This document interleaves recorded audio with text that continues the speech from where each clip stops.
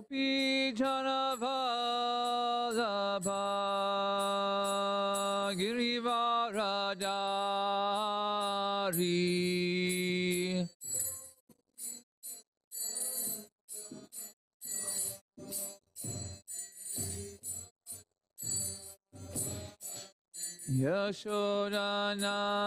Nanda-braja Ranjana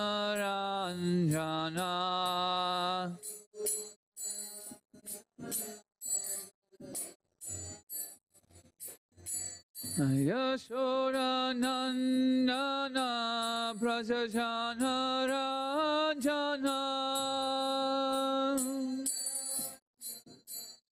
Ranjana Ranjana Yamuna Tiravanachari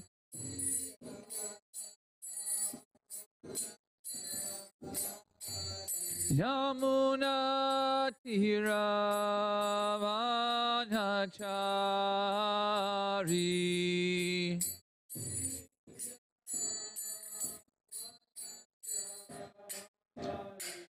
Jaya Radha Madhava Kunjabiyari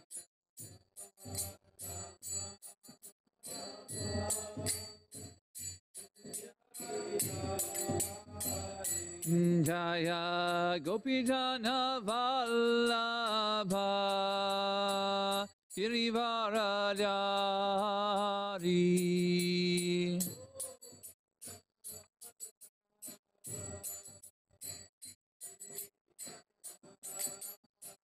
Yashoda Nandana Brajajana Ranjana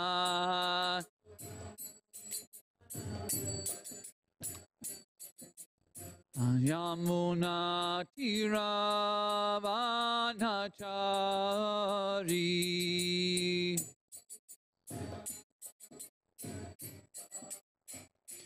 Jaya Radha Madhava Kunjabiyari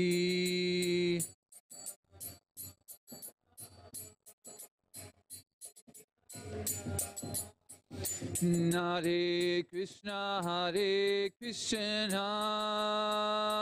Krishna Krishna Hare Hare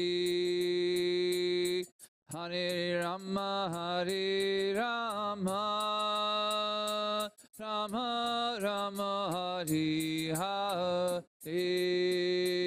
Hare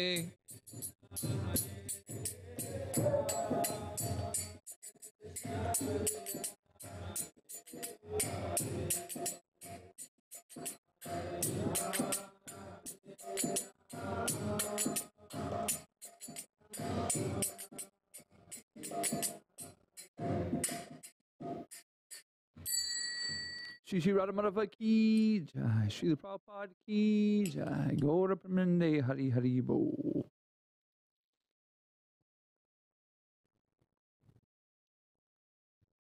Om Namo Bhagavate Vasudevaya.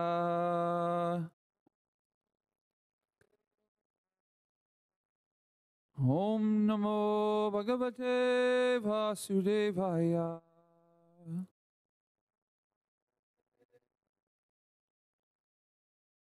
Om Namo Bhagavate Vasudevaya.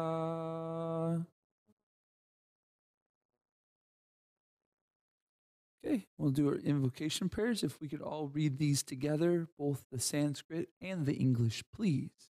Narayanam namaskritya naram jaiva narottamam sarasvatim vyasyam tato jayam udirayat. Before reciting the Srimad Bhagavatam, which is the very means of conquest, one should offer respectful obeisances unto the personality of Godhead Narayan, unto Narayan Rishi, the supermost human being, unto Mother Saraswati, the goddess of learning, and unto Srila Vasudeva, the author.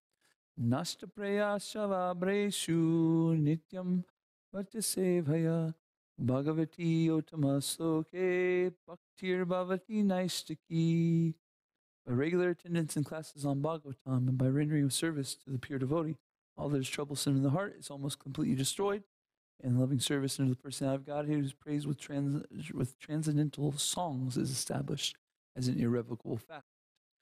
Om Migantimarandasya. Please, everybody together. Om Migantimarandasya Gananjana Salakaya Shakshuramrityam Yena Tasmai Shri Guruve Namah. I was born in the darkness of ignorance, and my spiritual master opened my eyes with the torchlight of knowledge. I offer my respectful obeisances unto him. Good morning, good morning. So today we're reading from Canto 3, Chapter 22. We're reading verses 28 through 39, and we'll focus on 32. If we could turn it to 32 first. The topic for today is creating a spiritual atmosphere.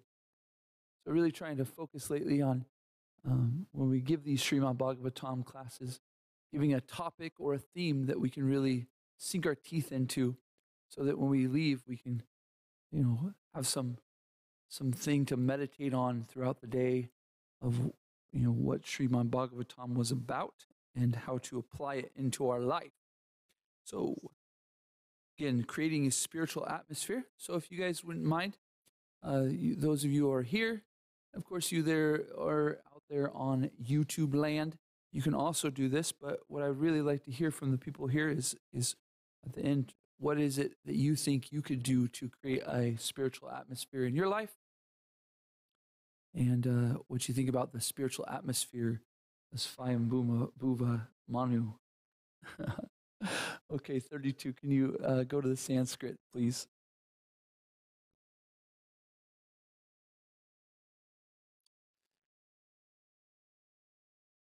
Brahismatim nama vibhyor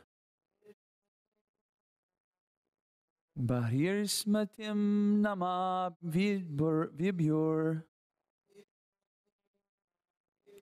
Yam nirvisya samavasyat Yam nirvasya samavyasat Tashyam pravisto bhavanam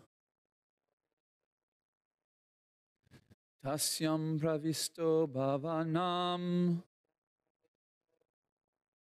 Tapatraya vinasyanam Tapatraya vinasyanam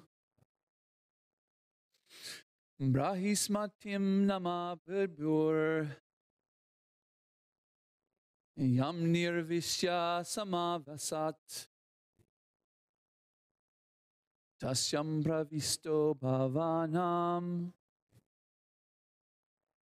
Tapatraya vinasyanam. Please chant. Brahismatim nama vibhyor Yam nirvisya samavasat Tasyam pravisto bhavanam Tapatraya vinasyanam. You chant?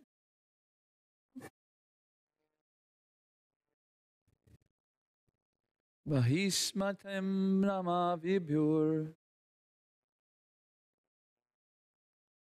Yam nirvisya samavasyat Tasyam pravisto bhavanam Tapatraya vinasanam.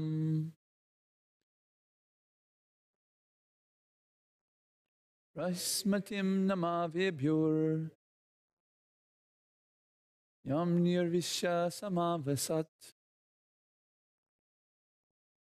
Tasyam pravisto bhavanam Tapatraya vinasanam. Anybody else? Okay, if we can go with the word for word, please. Everybody together, please. Let's go completely through it. Brahismatim, the city of Brahismati. Nama, named. Vibhu, the very powerful Svayambhuva Manu. Yam, which. Nirvisha, having entered. Samavasat, he lived in previous. Tasyam, in the city. Pravistaha, entered. Bhavanam, the place. Tapatraya, the threefold miseries. Vinyasyanam, destroying. Okay, will somebody please read the translation?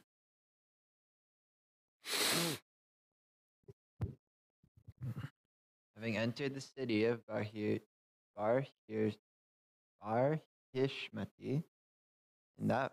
in which he had previously lived, Manu entered his palace, which was filled with an atmosphere that eradicated the three miseries of material existence. Purport. The material world, or material existential life, is filled with threefold miseries. Miseries pertaining to the body and mind, miseries pertaining to natural disturbances, and miseries inflicted by other living entities. Human society is meant to create a spiritual atmosphere by spreading the spirit of Krishna consciousness. The miseries of material existence cannot affect the status of Krishna consciousness. It is not that the miseries of the material world completely vanish when one takes Krishna consciousness. But for one who is Krishna consciousness, the miseries of material existence have no effect. We cannot stop the miseries of the material atmosphere, but Krishna consciousness is the antiseptic method to protect us from being affected by the miseries of material existence. For a Krishna conscious person, both living in heaven and living in hell are equal. How Swayambhuva Manu created an atmosphere wherein he was not affected by material miseries, it is explaining in the following verses.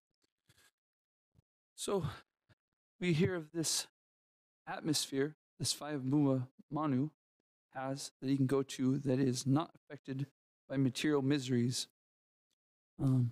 We hear Srila Prabhupada in the beginning of the purport mentions what the three main material miseries are. What were those, Jose? By natural forces, Natural forces, by our own mind and body. And the last one is inflicted by others. Inflicted by others. So we're going to go through these translations, and we're going to think about how to create this atmosphere where we won't be affected by these three things. Okay, let's go to 28 and start reading the translations there, please. Text 28. Overjoyed to know of his arrival, his subjects came forth from Brahmavarta to greet their returning Lord with songs, prayers, and musical instruments. Okay, so enjoyed to know the arrival, subjects working, and prayers and musical. Okay, so we start here with a spiritual atmosphere. When we read this translation, what strikes you as a spiritual atmosphere? Use a microphone, please. People are turning over on the YouTube. Okay. Songs, prayers, musical instruments. Songs, prayers, and musical instruments. Wow. You enter your atmosphere and hearing songs, prayers, and musical instruments. You think it's any normal songs, prayers, or musical instruments? No. No. They're probably what are they? What kind of songs, prayers, and Worshipping musical songs. What? Worshipping songs. Worshipping songs. Very nice. Anybody else see something in this translation that reminds them or speaks of a spiritual, not a material atmosphere, a spiritual atmosphere? Oh.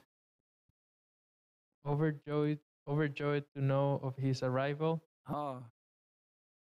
So his citizens are overjoyed by his arrival. Why? Why are they overjoyed by his arrival? It's the returning of the Lord.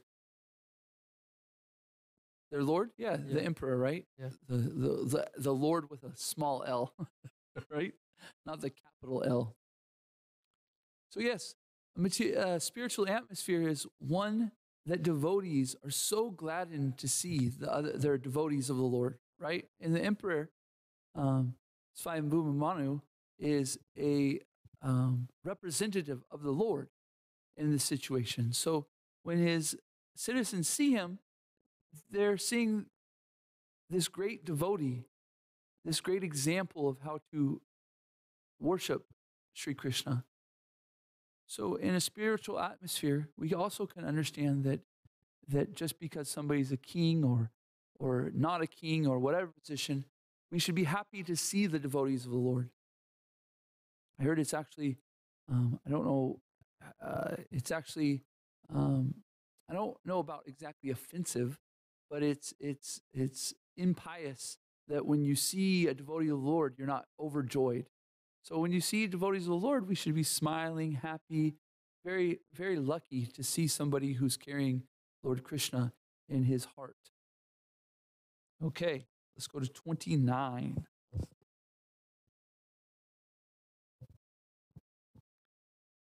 The city of Barashmati, rich in all kinds of wealth, was so called because Lord Vishnu's hair dropped there from his body when he manifested himself as Lord Boar.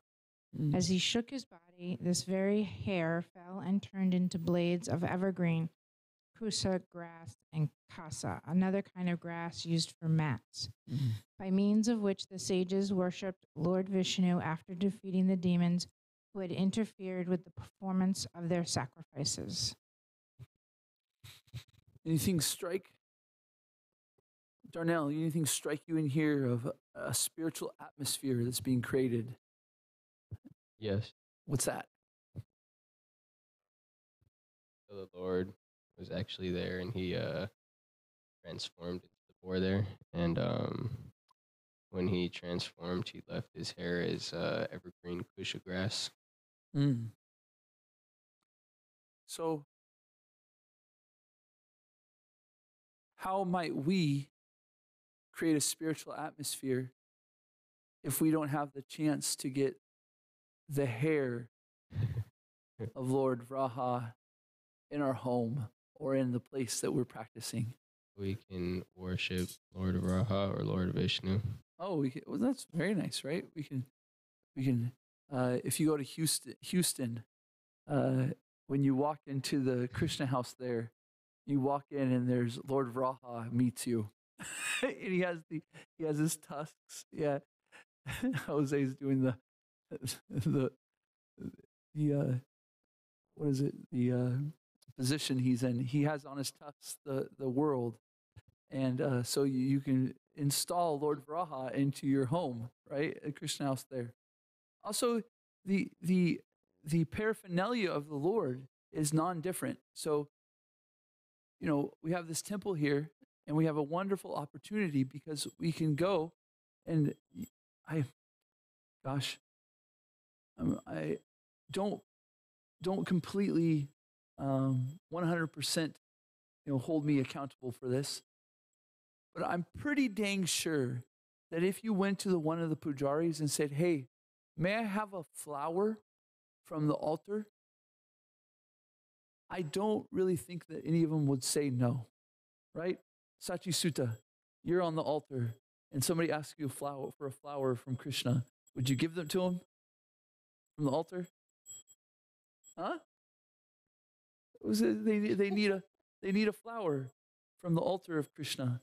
Would you offer, as a pujari, would you give them one of the flowers? Yes, see? So we can take some kind of paraphernalia from the Lord, from his altar here, from Radha Kalashanaji, and we can take it to our house. And it's non-different than the Lord. So it's non-different than the hairs from Lord Vraha's body. So we can take some kind of paraphernalia from the Lord and put it into our house, and our house also becomes spiritualized. One thing that I thought was interesting here is that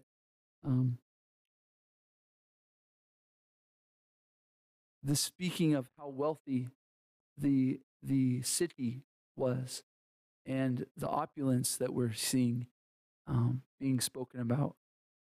And if you read in the Bhagavad Gita that the opportunity given to the devotee who doesn't quite meet their destination, that might fall a little bit short, there's an understanding that he either is born into a wealthy family or an aristocratic family, right?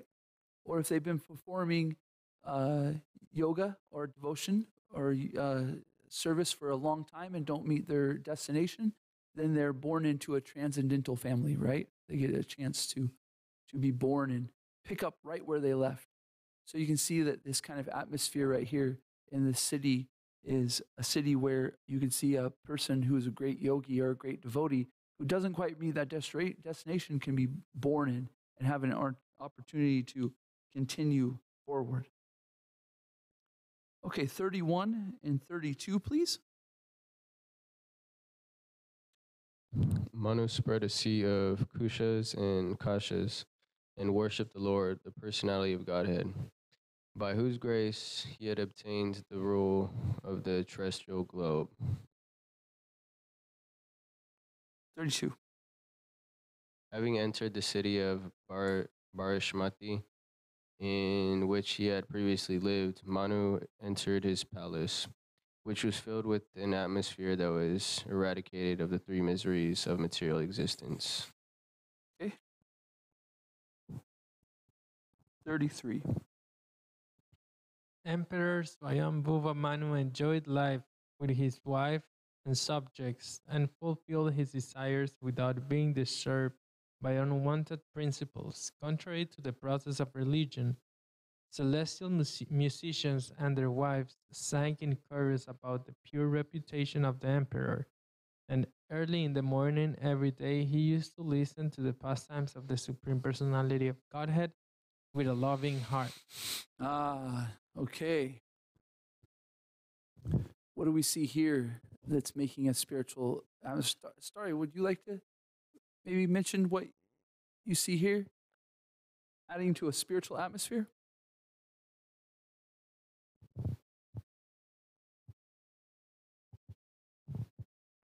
The celestial musicians, and they're singing. So I think of kirtan and singing, worshiping. So they're doing kirtan songs. like all the time, basically at the city, right? See, the Prabhupada mentions in the purport that they would do kirtan in the morning and wake everybody up, and then at night when everybody was falling asleep, they'd be doing kirtan. So you could, how might you do that in your world? Do you have a bunch of celestial singers ready, in your home to sing? Maybe not, but what could you do? Yeah, you got a phone, right? See, we've got such a great opportunity to use all of this energy, all of these things in this world for Krishna service. And so we have these phones that can be a great distraction or they can be a great benefit, right? I was just thinking, I saw Gokul Nanda-braja shaking his head yes. And if you, right after Bhagavatam class, Gokul Nanda-braja, he sits here and sings, and he's got his phone where you've added drum beats, and you've added flutes. I don't know if you got a flute, but to his phone, he gets this composition of music, and he's playing the harmonium. He's still got a mridanga playing. He's still got kartals playing and stuff. And this is a great use of Krishna's energy, something that can be such a distraction, but he's learned how to use it in a way that this is an instrument that I can use to worship Krishna. So similarly, as Krishna Prabhu has mentioned, is that we can use our phone to wake us up every morning with an alarm that starts to sing kirtan. Hare Krishna, Hare Krishna. Every morning when we go to bed, Hare Krishna to you. Maybe a lullaby. I don't know. Maybe a little happy birthday. But anyways, I was thinking of a lullaby, right? You have these lullabies that children go to sleep to, so you can have the lullaby of Hare Krishna and go to bed. Very nice point. Any other noticed? Anybody else notice anything in this translation of a spiritual atmosphere Goluka Ananda Prabhu. As the first couple lines talk about, it reminds me of the verse in Bhagavad Gita that says, Dharma aviruddha kamusmi bhardarshava. I am the sex life which is not contrary to the principles of the Mm. So this is how to make a spiritual atmosphere too. Is we got a bunch of do's that we're talking about, right? We should do this. We should do this. But there's also some don'ts, right? And there's a don't do things that are contrary to religious principles. So we have in the Krishna consciousness movement, in the International Society of Krishna Consciousness, our dear founder Acharya Srila Prabhupada has given us 4 principles not to do. You know, just stay away from these things, and it will create an atmosphere, a spiritual atmosphere, as long as you're doing the do's of singing kirtan and these other things, and you don't do these, then you'll have a nice spiritual atmosphere, right? Very nice. Any other mentions here in this purport of a spiritual atmosphere? And early in the morning, every day, he used to listen to the pastimes of the Supreme Personality of Godhead with a loving heart. So they were giving Srimad Bhagavatam class in the city of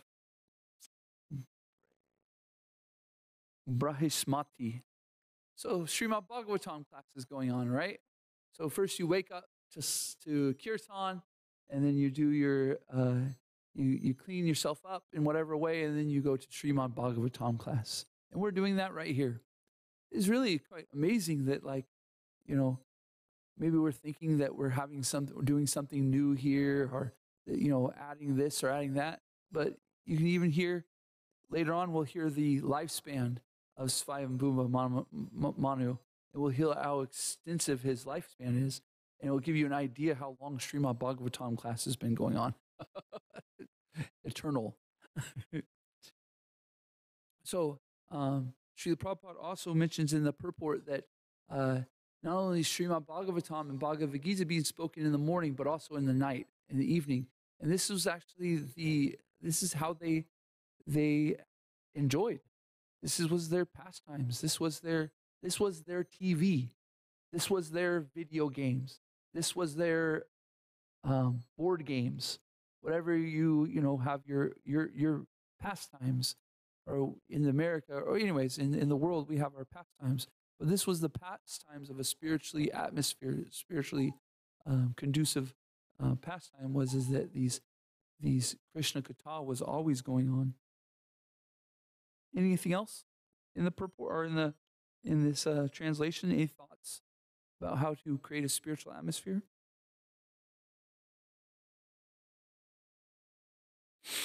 Yes, Prabhu.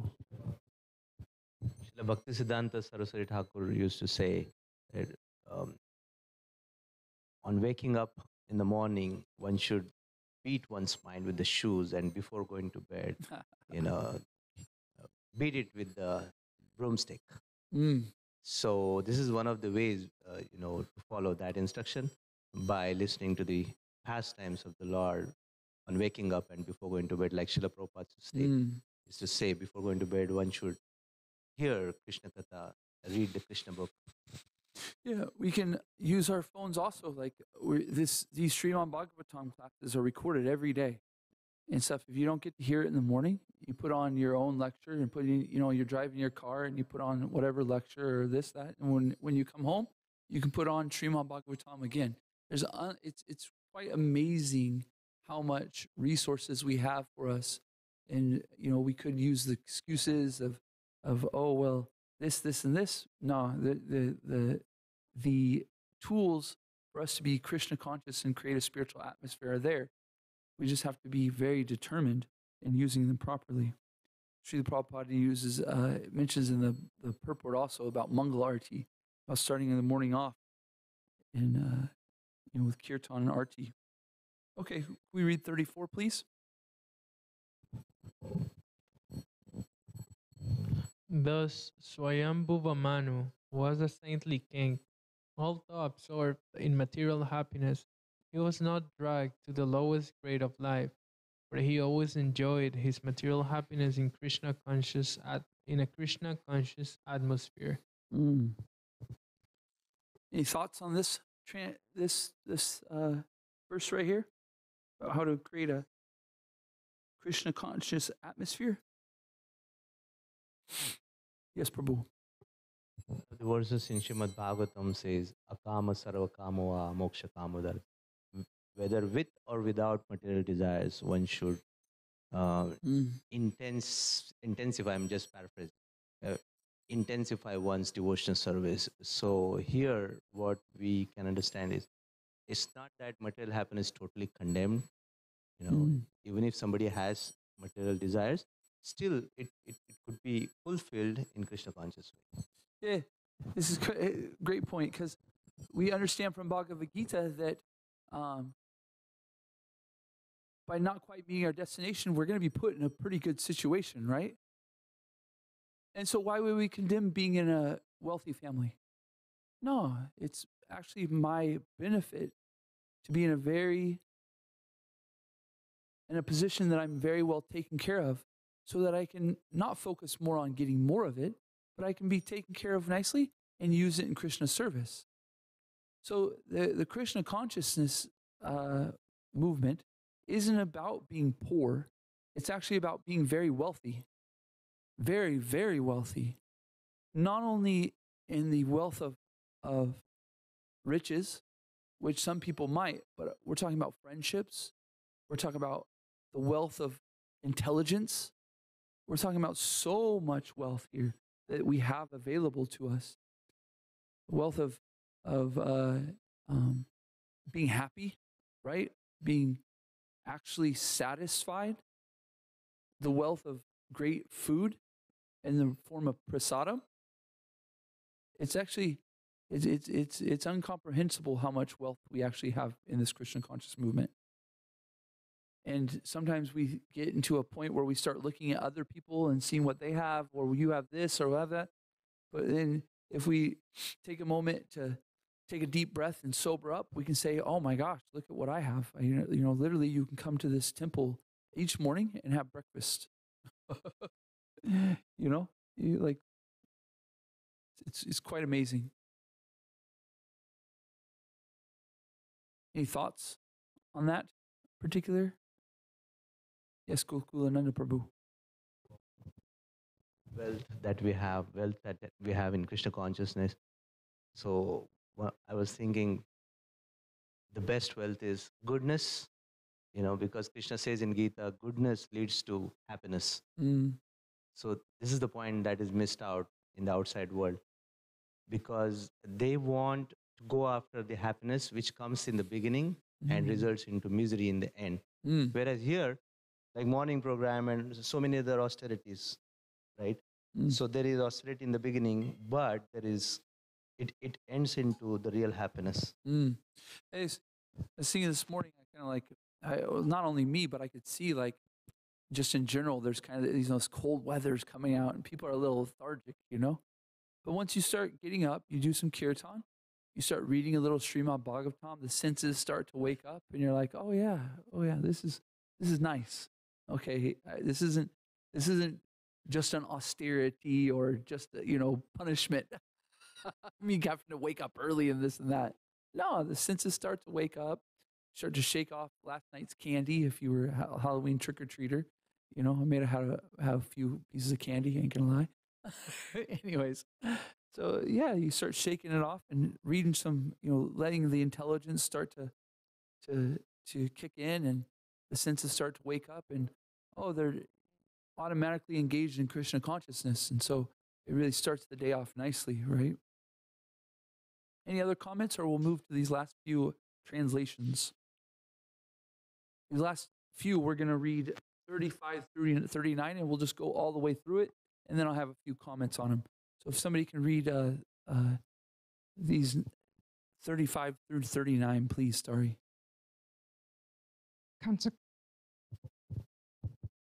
Consequently, although his duration of life gradually came to an end, his long life, consisting of a manvantara era, was not spent in vain, since he ever engaged in hearing, contemplating, writing down, and chanting the pastimes of the Lord.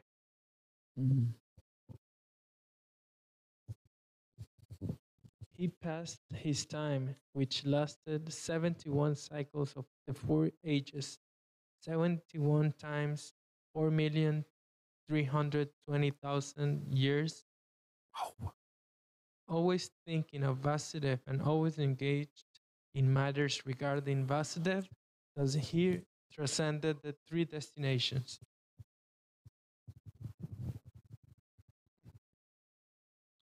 Therefore, O Vidura, how can a person's completely under the shelter of Lord Krishna in devotional service be put to miseries pertaining to the body, the mind, nature, and other men of living creatures?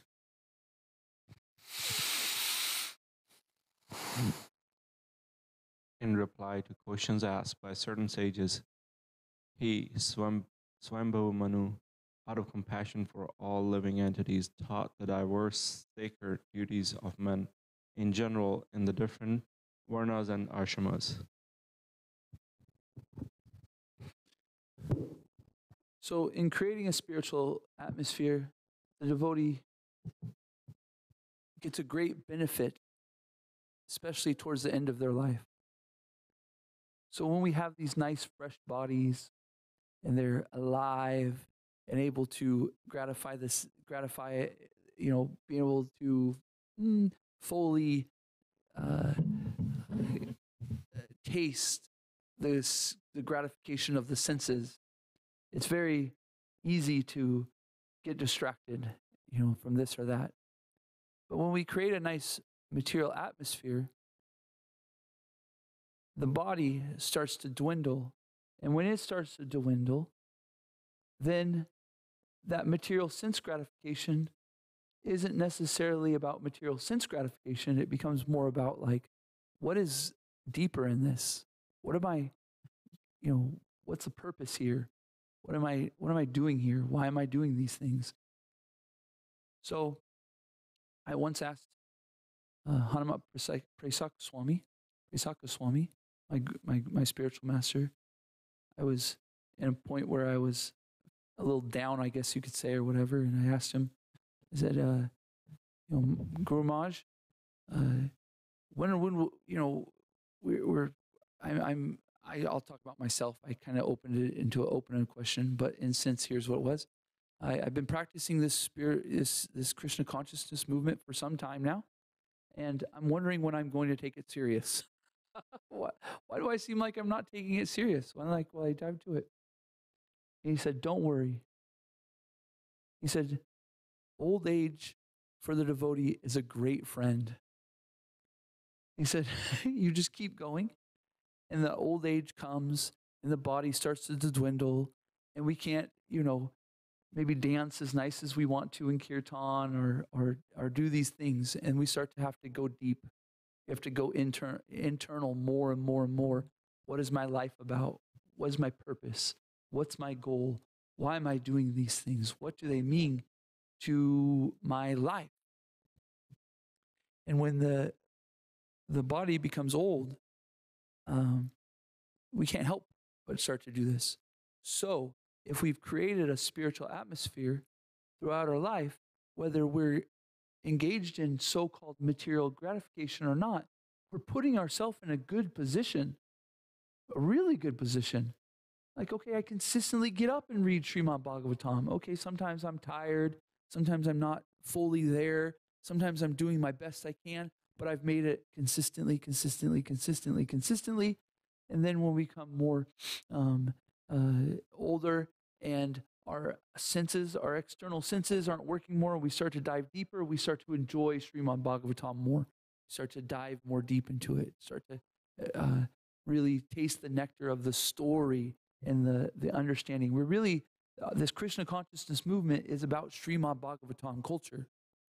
Sometimes we hear people say Vedic culture, and I'm not saying that's wrong, but I'd like to at least emphasize that we're more about Srimad Bhagavatam culture.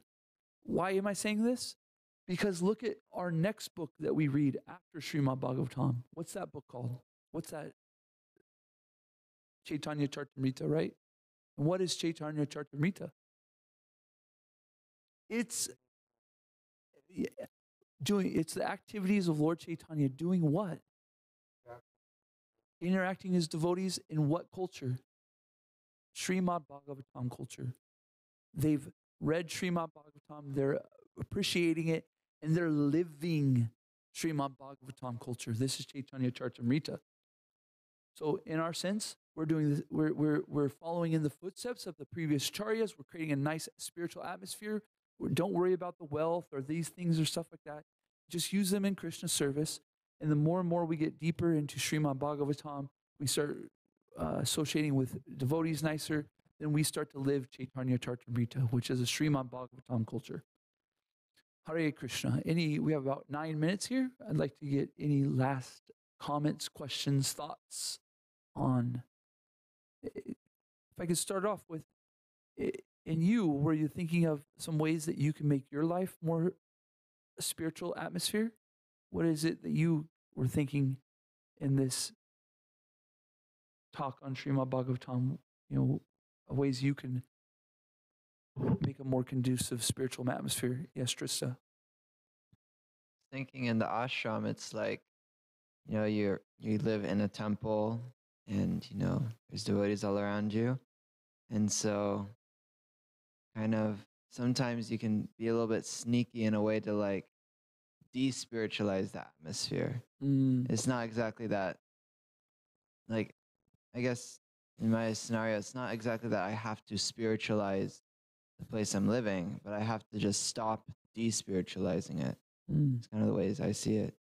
It's like already a very spiritual place, but my false ego and things like that, they don't want to be in that spiritual atmosphere, so they'll find little gaps, find little holes, find ways to escape it. Don't think you're the only one. Actually, I know you're not the one, because right when you start talking about it, I start thinking about my own home. What do I do in my own home that, that de-spiritualizes it, right? That maybe not is against the four regular principles, but things that aren't necessarily principles that are conducive to spiritual life and Krishna consciousness. That's a good point. One thing I was thinking we can use to battle that is gratitude. If we are consistently being grateful for the situation that we have of these things, we can start to appreciate them more and take them more fully. And the more we are pleased grateful for those situations, the less and less, kind of like we just give up those other things, right? Oh yeah, I got this great treasure of ashram life. Yeah. Let's not squander it. Good point, Drissa. Thank you. Anybody else? How they are? Thank you, Ruth. The point that you mentioned about how Chaitanya Charitamrita is next level, carrying the mood of Srimad Bhagavatam, the culture of Srimad Bhagavatam. Yes. So I was thinking the topmost, teachings of Srimad Bhagavatam is given in the 10th canto, and the topmost essence is in the Ras Leela pastime, where the gopis' mood is depicted to be the servant of servant. So Chaitanya Charitamrita is said to be the Rasa Leela, showing how do we have the interactions among each other, wow, or between the devotees, right? So when gopis, they till the point of time they were in the mood of being servant of servant, Krishna reciprocated on individual basis. But as soon as the element of pride comes, Krishna is dancing only with me.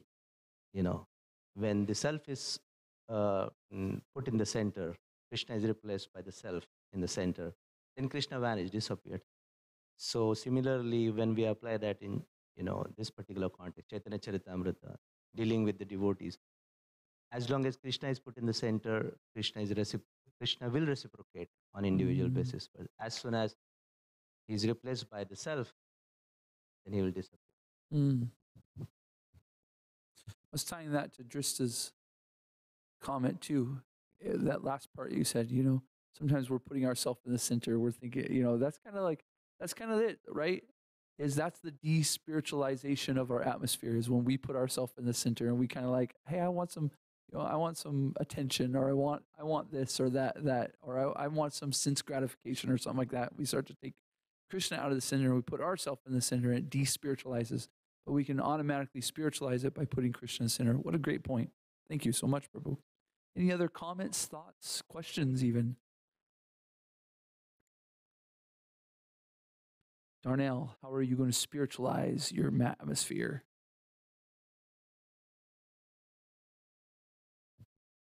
I've been put on the spot. I guess I would say that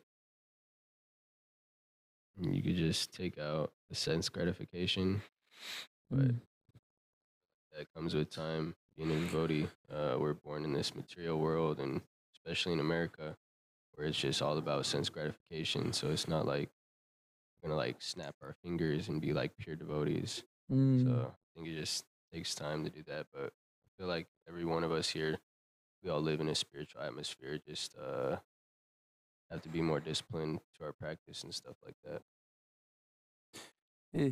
It's put as being put an iron be put in the fire. That if we just stay there, the impurities will be they'll be taken away, and we become as hot as the fire. The iron, we're the iron basically be put in the fire. And sometimes I even picture that, like I'm in this fire, and it's just like, just stay in it, just stay in it, just stay. Even if it feels kind of like, I'm not saying this is exactly what you're saying, but I'm just my point is stay in that spiritual atmosphere, because the impurities get cooked away, they get burnt away, and eventually over time we become just the quality of the iron. If it stays in the fire, it becomes just like fire, and so we become just like fire. We become just like spiritual. We become spiritualized. All the stuff gets burnt out. So if we stay in the spiritual atmosphere, keep in there, keep trying our hardest, then we can. It's a scientific process. It will come out. I was thinking also, you mentioned how much about America, and it's we talk about the devotees who don't meet their destination. We kind of mentioned it earlier, and so they get a nice birth where they can regain spiritual life. If you're born in America, for the most part, I'm not saying all of it, you got a pretty opulent birth. To be honest with you, you got it pretty cushy. You know what I mean? We're I want to be sensitive to those places in America that can be tough, because I'm not saying it's every place, but I'm saying for the most part, if you were born in America, you got a pretty dang good birth. You got pretty lucky, and I shouldn't say lucky. You did some nice activities in your previous life to give you a nice situation. So we can take advantage of this temple by becoming, staying in the spiritual atmosphere. We can take advantage of our phones by staying connected to Krishna Katha and Kirtan. We can take advantage of the people who are around us by continuing to build those relationships and being happy when we see each other as devotees. And, maybe even live in a nice house that's almost $1 million, and a very beautiful house that you can use to clean up and keep it nice for your spiritual progress, spiritual life. We got one more minute. Any Drista Dumna Prabhu? I appreciated your point on staying in the fire. Sometimes, I know there's kind of I would hear kind of two perspectives in that. Spiritual life, it's always increasing in intensity. And if you're ever kind of staying put or staying plateauing, it's like you're in danger, you're not advancing. Your austerities have to always be getting higher, and you have to always be doing this and do more. And while that is true, there's also the other perspective that some other devotees have, in that just stay, just survive. If you just keep doing it, it'll all work out. You will become purified. Yeah. So I find that to be kind of reassuring. Because when I think about spiritual life, it gets harder and harder, and it gets more blissful, but it's also harder. But thank you. So I really enjoyed this class. I thank you all. You know, I've been giving class for quite some time. Well, not quite some time. I've only been here for 3 years. Anyways, been doing this, trying to figure out who am I, how do I give class, what's my my bit and stuff like that. So try out different things, and I find that this is my most enjoyable class. Like is asking from you guys and hearing from you guys and having like kind of a discussion with it. I mean, I know where I'm going. I've read, you know what I mean? I kind of like I've read, I've studied what we're going to do, and I have an idea. But when I share it with you guys, I really enjoy it. So I thank you guys so much. Like, like I said, I'm trying to figure out, what's best for Nanda-braja giving class. Who am I? When I give class, am I intellectual or am I, I'm definitely not that out there right now. Just listen to me. Just listen to me do the Sanskrit. You're like, whoa. Anyways, but who are we? How do we use our nature? How do we use who we are to have nice Srimad Bhagavatam class? And since we do and we grow that, right, in so many different ways. Who am I? What's my nature? What's my service in the sense of not just Srimad Bhagavatam, but in my life? Who am I with the devotees? How am I serving Srila Prabhupada's mission? How am I doing it? How, with the gifts and my perspective and my, attitude, how am I serving? And the wonderful thing is if we stay in the fire, we get to understand more and more and more about ourselves, and we get to refine that, refine that service. And yes, we'll see from other devotees, oh, I see Prabhu does it like that. I see that Prabhu does it like that. Maybe I should try that. And so we give it a try, and sometimes it works and sometimes it doesn't. But as long as it's an attempt to understand who you are more and how you come show up as a devotee, then it's part of the venture. So thank you all. That's Srimad Bhagavatam class. Srimad Bhagavatam ki jai. Srila Prabhupada ki jai. Gaura Pramanande Hari Hari Bol. Please accept my humble obeisances. Vanche kalpatrubhischa. Kripa sandhu bhyevacha. Patitanam bhavani bhyo. Vaishnavi bhyo. Namo namaha.